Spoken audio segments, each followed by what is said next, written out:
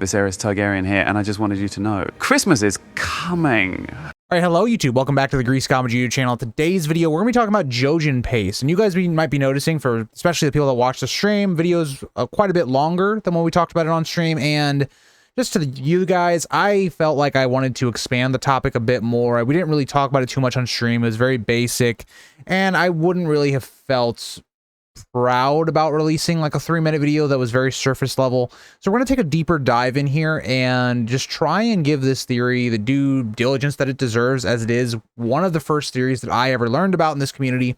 And so we're going to try to tackle it and do at least a bit more of an in-depth with this theory. So let's kind of start by establishing the theory. So Jojen Paste is really brought upon the idea that Jojen thinks about his death quite a lot. And so we're going to start with a quote. In Bran 3, Clash, Chapter 21, "He won't hurt me. This is not the day that I die." Again, this is really important to understand because Jojen seems to understand when he is going to die. He wouldn't be saying those things if he didn't really feel like he knew that, right? Even when we get in the Three-Eyed Raven's cave and dance, Jojen says, "When singers die, they become part of that godhood." Bran's eyes widened. "They're going to kill me?" "No," Mira said. "Jojen, you're scaring him." And Jojen responds, "He is not the one who needs to be afraid." So again, Jojen is afraid of being killed. That's basically what he's talking about here. So we get another context where it seems like Jojen understands his fate, or he knows that he's going to die rather soon. And we'll talk about this a little bit later when we actually get to Bloodraven's cave, where he starts acting a bit suspicious. Like, he starts acting a little bit more broody, but that's a little bit later on in the timeline or in this video. But the other part of this is it leads us to believe that Jojen has possibly seen this fate through one of his green dreams. And why is that important? Because again, we see that there is this conflict between Mira and Jojen, where Jojen is always pushing Bran that he needs to go further. He needs to see Bloodraven and to awaken his powers. Mira is the other way. Mira is very much kind of against this. She doesn't want this to happen. And to me, that seems a lot like because Jojen has told Mira what his dreams are about. Even in a line we get in Clash to kind of back this up, Jojen and Mira say that "my brother has the green sight," said Mira. "He dreams things that haven't happened, but they do." And then Jojen responds, "There is no sometimes, Mira. A look passed between them, him sad, her defiant." So again, basing on what this theory is about, why would he be sad while she is defiant? Because Mira is trying to play this role of defeating fate, defeating prophecy, kind of the way, if you think about Star Wars, Anakin, how he's trying to defeat these dreams that he's getting. That's kind of the way Mira is taking this, where Jojen is kind of accepting it. Jojen is saying this is what has to happen, for the better or worse, this is what's going to happen. And so Jojen's leaning into it, and that's why he's sad, because he would be seeing his own death. And so the next part of this is like, based on what I just said, Mira, it would appear, knows about this. Because when they go north after Winterfell gets sacked and they're at this Tumbleton Tower, they're in a relatively safe area, right? No one's going to come here. It's in I believe, the Wolf's Wood at this time. There's no one really around to look for them. There's, from what Mira says, there's plenty of game and they could fish. So again, it seems like they're in a relatively safe area. They could just wait this out until the war was over. And that's not enough, right? Jojen says they need to keep going, whereas Mira, again, takes the safe route, because I think Mira sees it as this is a way that we could defeat this prophecy. If we just stay here, none of this is going to happen. But again, Bran, because Mira allows him to choose, Bran chooses to go north to learn more on his powers. Now, it's very misguided because I think Bran is more motivated by humanistic things, like wanting to walk and wanting to be able to not be a cripple anymore, but that is not the case. But when we get further into their dynamic, right, because Mira and Jojen, I think, are the most important pieces because their interactions tell us a lot about this theory.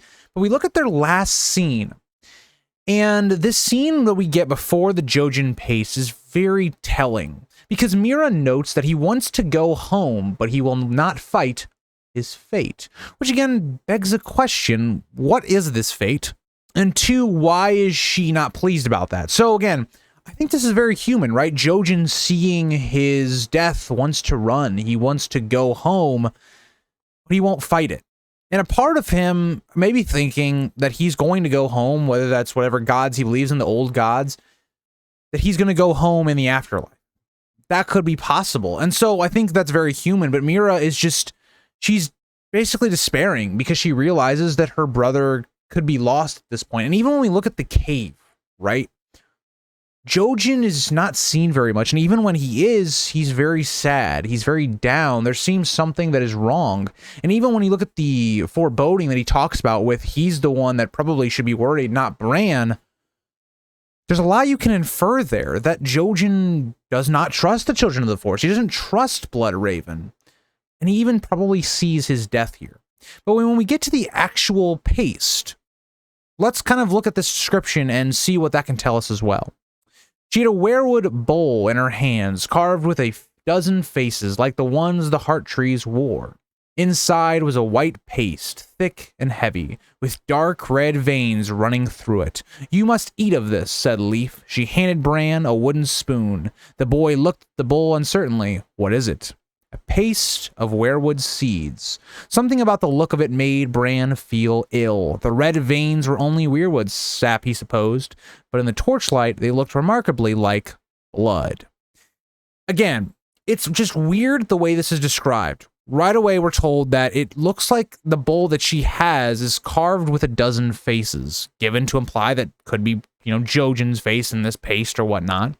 But also the way that we look at how this is supposed to awaken Bran's powers. That's something I'm going to talk about here in a second, but when we also look at this paste, it's described as being bloody, as like veins running through it.